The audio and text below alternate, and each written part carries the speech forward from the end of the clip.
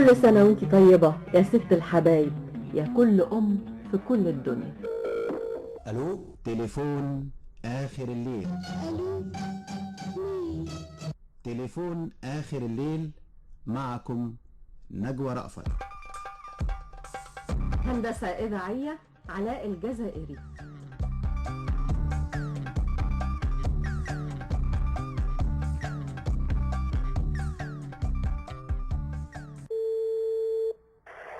الو. ألو، السلام عليكم. الو. ألو، السلام عليكم، حضرتك سامعني؟ عليكم السلام ورحمه الله وبركاته. ايوه يا فندم. احنا إذاعة صوت العرب. اهلا وسهلا يا فندم. يا مرحب بحضرتك. تمام تمام يا فندم. تمام. احنا النهاردة بنتكلم في حلقة خاصة عن عيد الأم. تمام. نتعرف عليك الأول. انا ماجد عبده، الكاتب والناقد المسرحي. يا مرحب، يا أهلا وسهلا. اهلا بيك. أستاذ ماجد، قولي طيب، طالما أنت كاتب مسرحي، الأبهات ما بتغيرش لما بيكون في عيد الأم والولاد كلهم بيجيبوا الهدايا لماما، وأنا ببقى قاعد كده محدش حتى بيقولي كل سنة وأنت طيبة؟ كان زمان من فترة كنا بنقول عيد الأسرة. صحيح صحيح. وبعدين الأب بيبقى أخباره إيه في عيد الأم؟ صحيح. هو على فكره هو عيد الام دي مناسبه بتحتفل بيها ما زالت الشعب المصري احتفاله بالام هو احتفال بالاسره كلها. يعني احنا هو المسمى عيد الام، وعلى فكره هم عملوا حاجه اسمها عيد الاب دلوقتي، بس الموضوع فاشل جدا على فكره. أصل الأب هو اللي بيشتري الهدية عادة، ولا إيه يعني رأيك؟ مفيش انا هو بيدفع بس الأب. جاب لي عيد اب يعني، لكن يطلبوا مني فلوس ويجيبوا عيد الام. هو عامة الاب في كل الحالات هو اللي بيدفع برضه يعني. طيب يعني احنا نقول لازم يحتفل بعيد الام وكانه احتفال بعيده هو على فكره. اكيد طالما هو بيبر امه، بيبر والدة زوجته، وولاده بيبقوا مبسوطين مع ولاده وزوجته. زوجته كأم اولاده، ما هي برضه يجب ان نحتفي بها يعني. الولاد بيجيبوا الهدية لمامتهم من مالك الخاص، ولا بيحوشوا من مصروف؟ لا والله هو احيانا بيحوشوا، بس طبعا انت عارفه المغريات. اه يعني الاحتياجات بتاعت الاطفال غيرنا احنا زمان. احنا احتياجاتنا كانت بسيطه.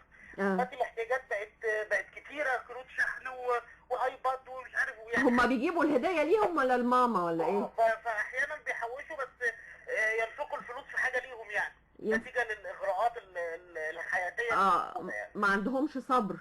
لا ما بقاش فيه صبر. الكلام ده صبر ما بقاش صابر على صبر الصابرين يعني. حاجه كده. فما بقاش فيه، لا ما بقاش فيه صبر خلاص. طيب قولي الاطفال، انت يعني على ايام حضرتك لما كنت طفل، في تعامل حضرتك مع والدتك، نفس الشكل اللي بيتعامل فيه ولادك دلوقتي مع امهم، ولا في اختلاف في شوية؟ الولاد دلوقتي بقى عندهم جرأة، احنا كنا اطيب. لا طبعا هو في اختلاف في كل حاجه ما بين زمان ودلوقتي، حتى في المشاعر يعني. مشاعر الطفل النهارده بقت مختلفه. الحاجات اللي كانت بتفرحنا زمان مش هي اللي بتفرحنا دلوقتي. احنا كنا لو حد جاب لنا مصاصه كان يبقى عيد يعني. النهارده المصاصه دي لا ترضي الطفل يعني.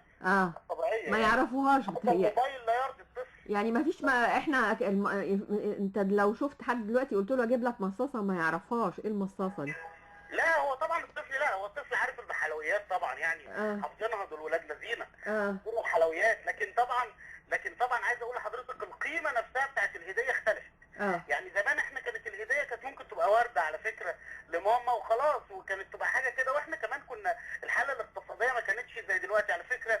هو الحاله الاقتصاديه زمان كانت الفلوس قليله، بس كانت الحاله الاقتصاديه منتعشه. النهارده الفلوس كتيره بس الحاله الاقتصاديه مش منتعشه. ما زي ما حضرتك بتقول التطلعات، يعني انت دلوقتي كنت بتجيب لماما ورده وكانت بتبقى فرحانه بيها جدا. مظبوط. لو جبت كده وانت ماشي في الشارع ياسمينه ولا ورده من اي شجره واديتها لها دلوقتي هتبقى مبسوطه، بس يعني هتقول عليك بخيل.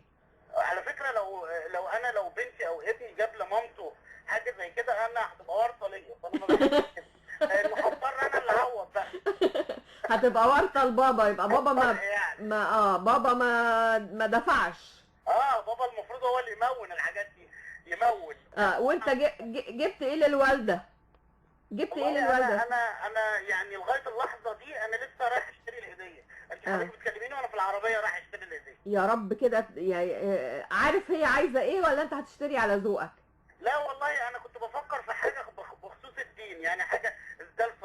ولا حاجه لطيفه بخصوص المصليه شيك كده، هي ماما بتحب الحاجات دي والله، عشان كده عايز اجيب لها حاجه. والله انا بحييك وحياة ربنا، يعني انت راجل طيب. الله يخليك. دي حاجات جميله. المشكله ان انا هجيب لماما واجيب لماما الثانيه كمان ان شاء الله. طبعا، ما انت بقول لك الرجل هو في عيد الام الممول، يعني بتهيألي الدنيا بتبقى صعبة عليه، بيجيب لولاده، بيجيب لحماته، بيجيب لوالدته. انا عايز اقول، لا هو انا حماتي الله يرحمها، بس انا عايز اقول لحضرتك ان فعلا الزوجه اللي هي يعني دي حاجه رساله انا عايز ابعثها لكل زوج من خلالكم، ان الاحتفال بعيد الام يقتضي بالضروره الاحتفال بام اولادك كمان.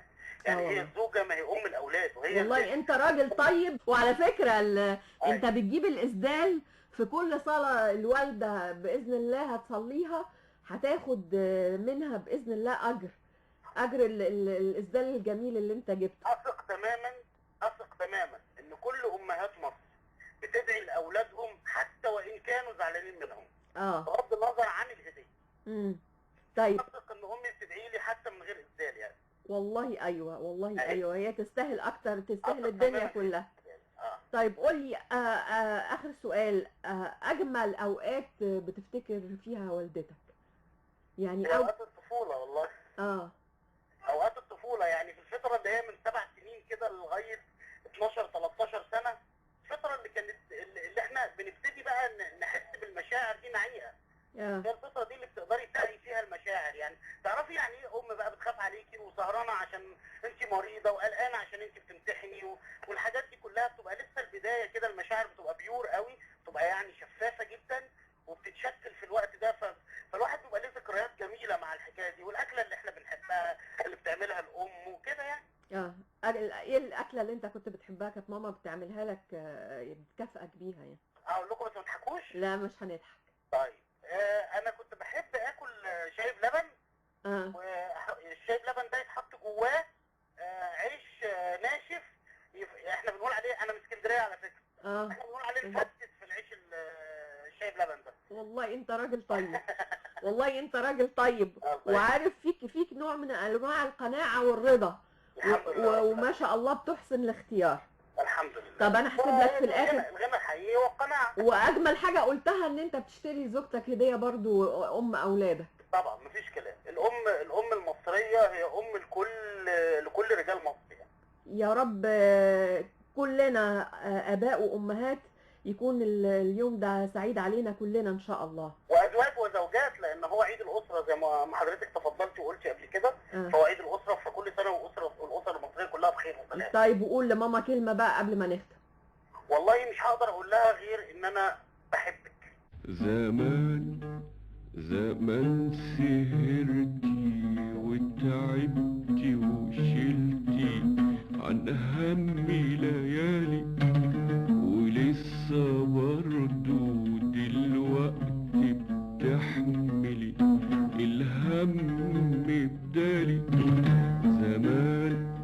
زمان سهرتي وتعبتي وشلتي من عمري ليالي، ولسه برضو دلوقتي بتحملي الهم بدالي.